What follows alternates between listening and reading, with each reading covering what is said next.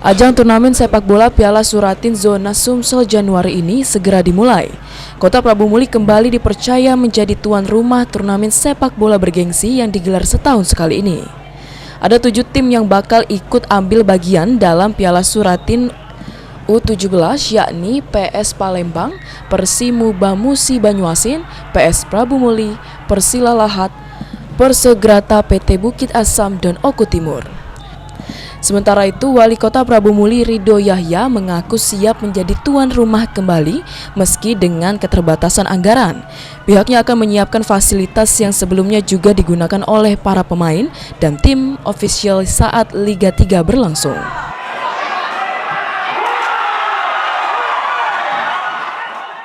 Kita siap, tapi anggaran kita tidak ada.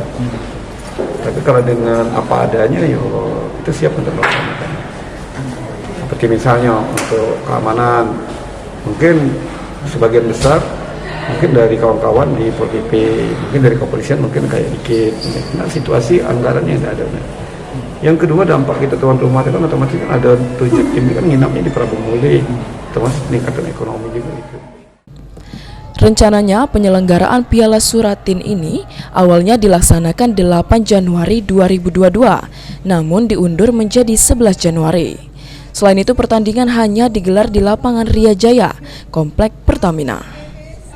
Beni Firdaus, PAL TV.